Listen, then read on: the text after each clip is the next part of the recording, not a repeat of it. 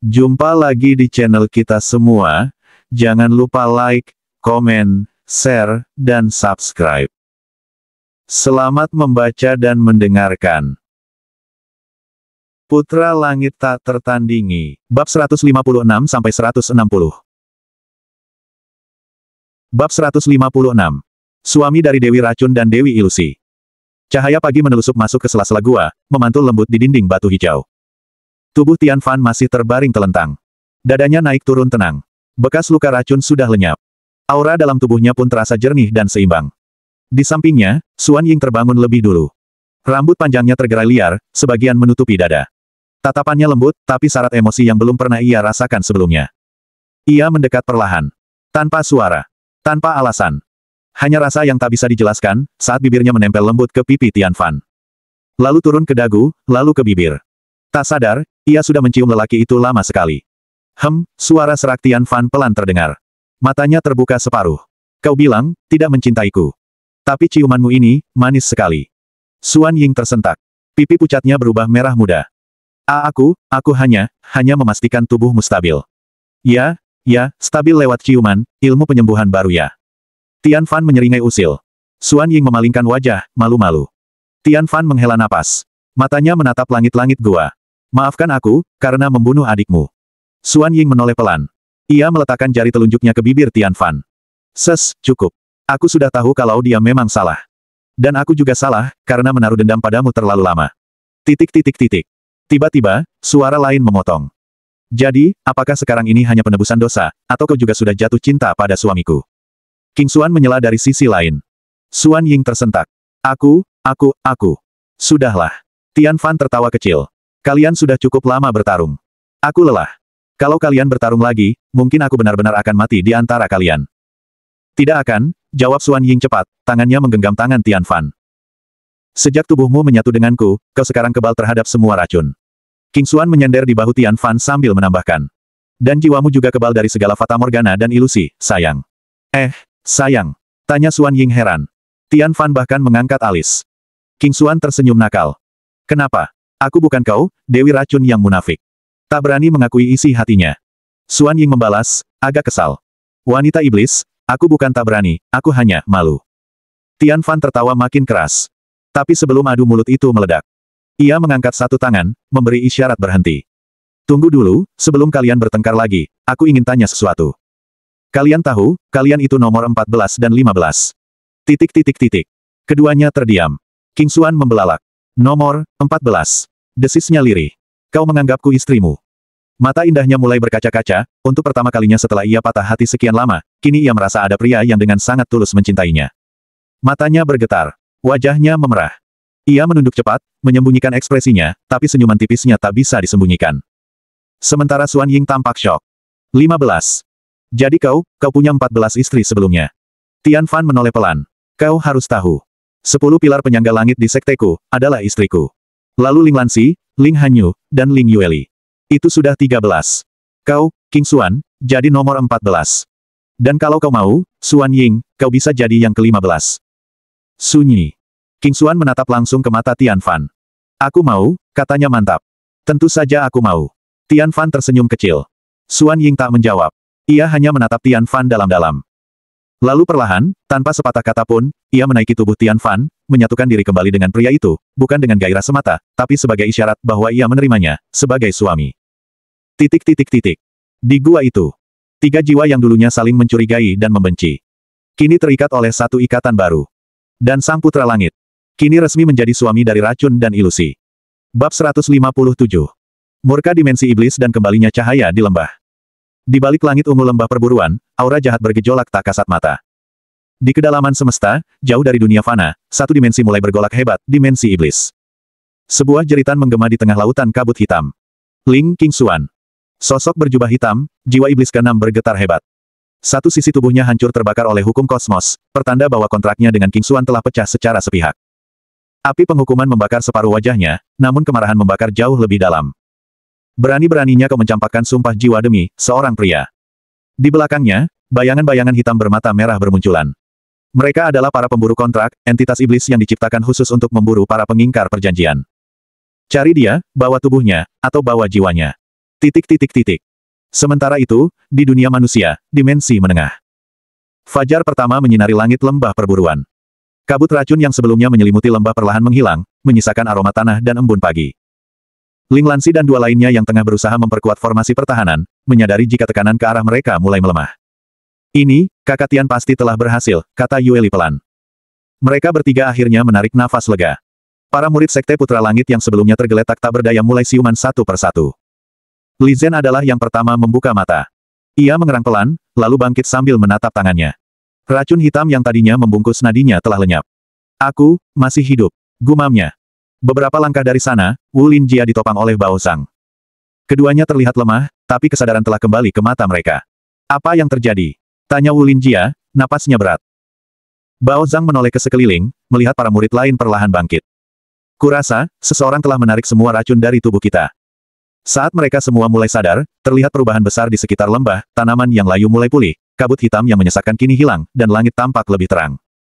Tak jauh dari sana, salah satu murid perempuan berlutut tentu saja dia adalah Qin Yue, calon istri ke-16 Tian Fan. Ia meneteskan air mata. Tuan Pemimpin Langit, telah menyelamatkan kita. Terima kasih, Tuan Pemimpin Langit. Suara itu menyebar, mengalir dari satu murid ke murid lain.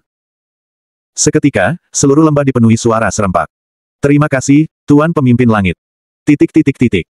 Di dalam gua, Tian Fan yang baru saja mengenakan jubah dalamnya, duduk bersandar sambil tersenyum samar mendengar gema itu dari luar.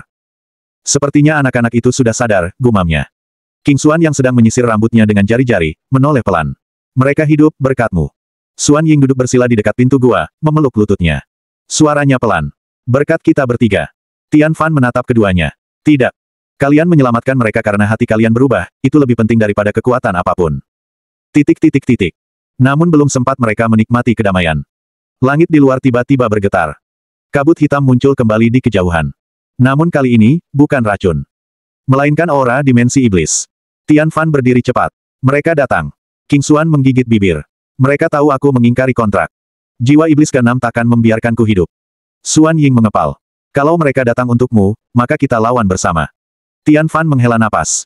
Matanya tajam menatap langit yang mulai berubah gelap kembali. Kalau begitu, mari lanjutkan perburuan. Tapi kali ini, kita bukan lagi mangsa. Kali ini kita adalah pemburunya. Tian Fan dan dua istri barunya segera melesat menuju tempat para murid berkumpul.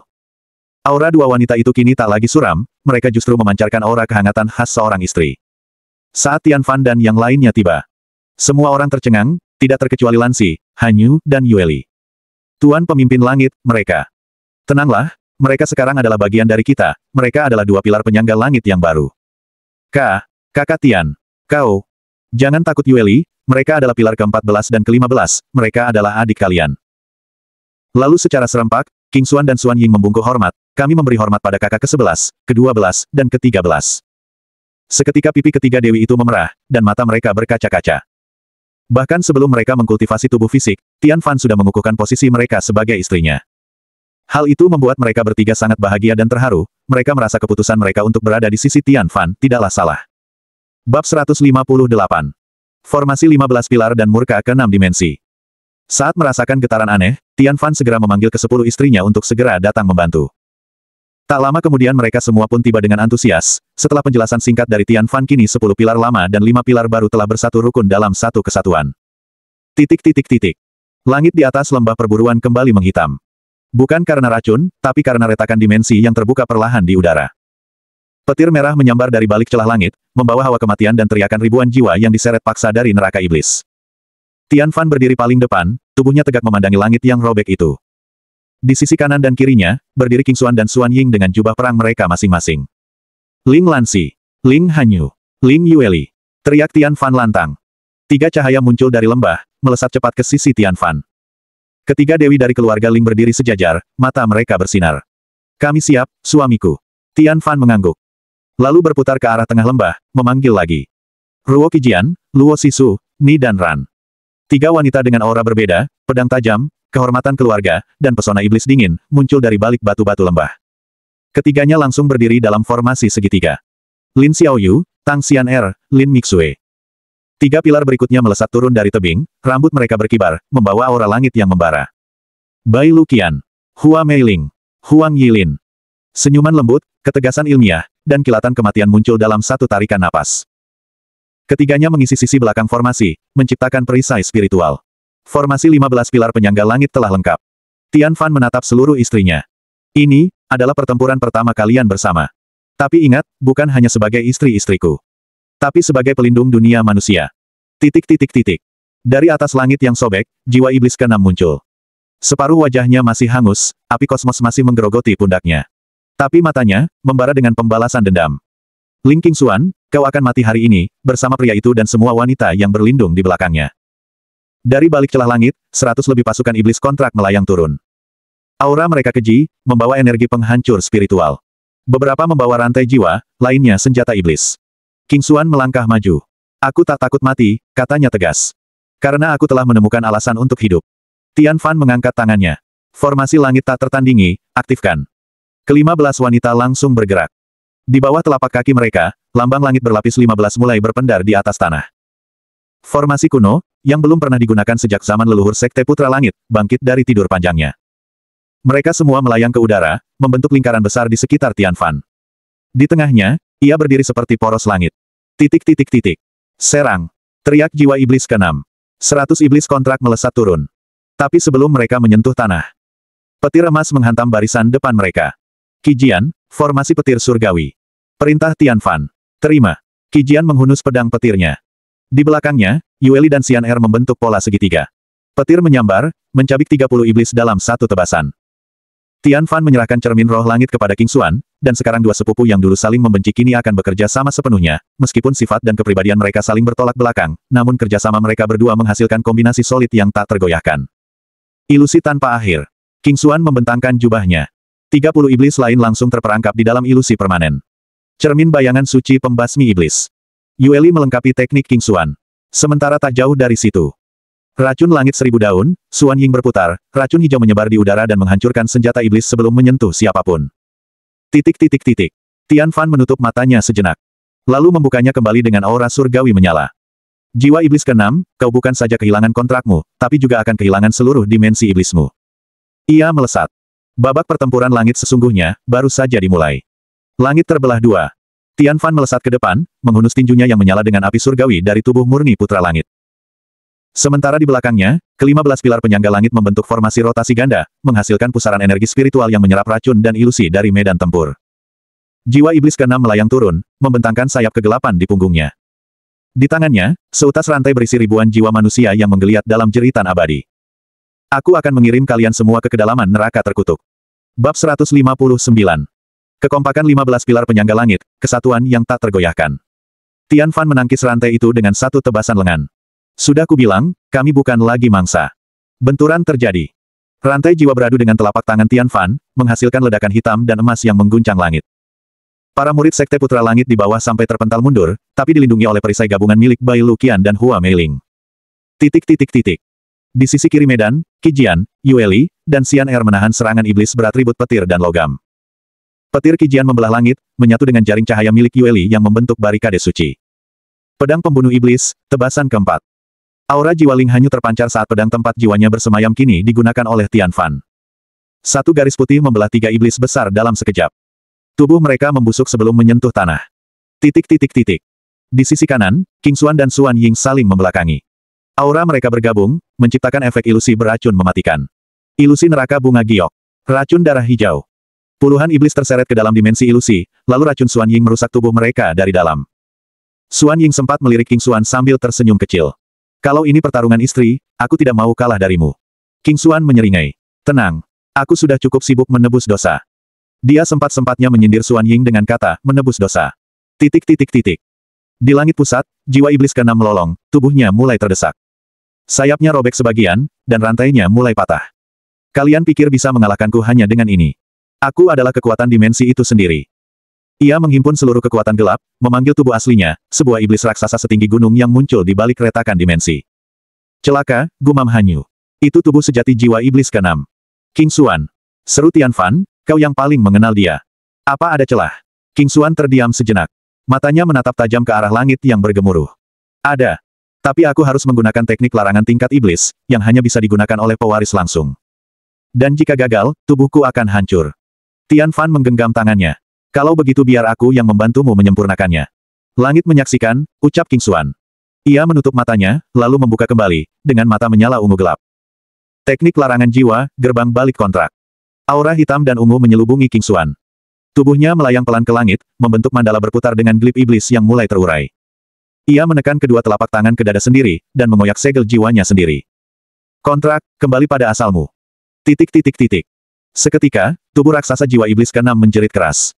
Glip kontrak di tubuhnya mulai terlepas. Apa yang kau lakukan? Tidak. Itu jiwaku. Kontrakku. Titik. Tian Fan tidak tinggal diam. Saat jiwa iblis ke-6 terguncang, ia mengaktifkan teknik pemurnian milik Tunku Yuanlong. Teknik surgawi, pemurnian jiwa. Seketika jiwa Ling Lansi meluncur ke tengah pertempuran, dengan kekuatannya ia mengunci jiwa iblis ke-6 dan menjalankan teknik pemurnian jiwa, yang merupakan teknik khusus dari Tunku Yuanlong. Kilatan emas menyelimuti seluruh medan. Tubuh iblis raksasa itu bergetar, lalu mulai mengelupas dan terbakar. Jiwa iblis ke-6 yang tinggal separuh tubuh, berteriak. Aku akan kembali. Kalian belum melihat kehancuran sesungguhnya. Ledakan besar terjadi saat tubuhnya musnah total. Titik. Sunyi. Langit kembali jernih. Retakan dimensi menutup perlahan. Aura iblis menghilang. King Xuan jatuh perlahan, tapi Tian Fan menangkap tubuhnya di pelukan. Aku tidak mati. Bisiknya pelan. Tian Fan mengangguk. Tentu saja tidak. Kau istriku, bukan tumbal. Sekarang kita sudah buktikan, jika kita semua adalah kesatuan yang tak tergoyahkan. Titik. Di bawah, para murid bersorak.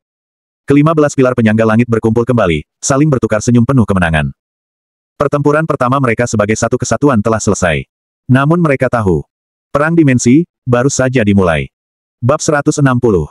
Pilar ke-16, pengorbanan di tengah kedamaian. Saat semua orang mengira pertempuran telah usai. Satu retakan hitam kecil muncul tiba-tiba di udara, sisa kehendak jiwa iblis ke-6, serpihan kesadarannya yang masih tersisa. Dari celah retakan itu, satu tombak jiwa melesat deras, menembus ruang spiritual dan langsung mengarah pada satu titik. Tombak itu terlalu cepat, bahkan untuk mata Tian Fan yang telah melampaui batas manusiawi. Fan Xixi. Tian Fan bergerak. Tapi satu halangan tak terlihat menghentikannya sejenak. Semua orang berteriak panik. Xixi. Nyonya ke-10, awas. Namun tepat ketika tombak itu hendak menembus Fan Xixi yang tengah mengelus perutnya. Satu sosok melesat, Qin Yue. Tubuhnya melindungi Xixi dengan seluruh tenaga. Tubuh rapuhnya menahan tombak iblis itu dengan dada terbuka, tanpa ragu. Seolah pengorbanan itu adalah jalan hidupnya sejak awal. Waktu seperti berhenti. Tian Fan menangkap tubuh Qin Yue yang jatuh, mendekapnya erat. Darah segar membasahi pelukannya. Tuan pemimpin langit, suara Qin Yue lirih, gemetar, tapi tulus. Aku hanya murid biasa dari paviliun alkimis, bahkan tidak sepandai kakak Yamsi, tapi... Tuan, aku begitu mengagumimu, bahkan, aku mencintaimu. Matanya basah, wajahnya pucat, bibirnya memuntahkan darah. Maafkan aku yang lancang, tapi jika ada kehidupan setelah kematian, izinkan aku menjadi salah satu pilar penyangga langit sektemu, bersanding dengan Nyonya Mei Ling sang pilar medis dan penyembuhan, juga sebagai istrimu. Tuan, tangisan terdengar. Para murid menangis, Fan Xixi menutupi mulutnya, terisak. Para istri Tian Fan menunduk dengan air mata mengalir. Tian Fan menggenggam tangan Qin Yue erat. Tidak perlu menunggu kehidupan selanjutnya. Matanya merah, namun sorotnya teguh. Hari ini, mulai detik ini, kau adalah pilar ke-16 dari Sekte Putra Langit. Pilar pengorbanan dan perlindungan. Ia mencium kening Qin Yue. Dan kau adalah istriku. Jika hari ini kau mati karena menyelamatkan Xixi dan anak kami, maka aku bersumpah akan menjemputmu kemanapun kau pergi, bahkan jika itu berarti aku harus melawan Raja Neraka sendiri. Qin Yue meneteskan air mata bahagia. Terima kasih Tuan, aku sangat bahagia. 3 bulan berlalu. Sekte Putra Langit tak lagi disebut sebagai sekte baru. Mereka kini adalah sekte paling bersinar di seluruh dimensi menengah. 4 tim yang dikirim ke perburuan langit ke-108 berhasil menduduki 4 posisi teratas. Sekte Petir Tulang Hitam yang dulu garang, kini justru bersujud dan memohon perlindungan, menjadi sekte cabang di bawah naungan Tian Fan. Di sisi lain, 3 dewi keluarga Ling, Lansi, Hanyu, dan Yueli, telah berhasil membentuk tubuh fisik mereka. Kini mereka benar-benar menjadi bagian dari dunia fana, dan menjadi bagian dari kehidupan Tian Fan sebagai istri sekaligus pilar sekte. Sementara itu, Qin Yue telah pulih total. Luka jiwanya disembuhkan oleh Mei Ling dan Lin Mixue melalui ritual panjang di Pagoda Tianjing. Beberapa hari lalu, ia dinikahi secara resmi oleh Tian Fan dalam upacara suci sederhana tapi sakral. Ia kini benar-benar menjadi istri Tian Fan dan diakui semua istri lainnya. Bahkan Fan Xixi sendiri memberikan cincin langit miliknya kepada Qin Yue sebagai lambang penerimaan. Malam-malam Tian Fan kini penuh oleh bisikan lembut, tawa kecil, dan kewajiban yang tak pernah ia rasakan sebagai beban. Tiap malam ia begitu sibuk. Bukan karena masalah, tapi karena jumlah tanggung jawab dan cinta yang harus ia bagi setiap hari. Namun tak sedikit pun ia merasa lelah. Bagi Tian Fan, cinta, perlindungan, dan pemenuhan tanggung jawab terhadap para istrinya adalah bagian dari jalan kultivasinya sebagai putra langit tak tertandingi. Kehamilan Fan Xixi kini memasuki bulan keempat. Perutnya mulai membuncit, namun semangat manjanya justru makin menjadi-jadi. Ia tak pernah lepas dari sisi Tian Fan, selalu bermanja seperti anak kecil, dengan satu tangan memeluk, dan satu tangan mengelus perutnya. Sekte Putra Langit kini benar-benar terasa seperti keluarga besar. Namun di tengah tawa dan kedamaian itu, satu hal tak boleh dilupakan. Perburuan langit ke-108 bukanlah akhir. Itu hanya permulaan. Karena di balik awan kedamaian, rintangan dan ancaman dimensi lain, yang jauh lebih kelam dan purba, telah menanti. Bersambung.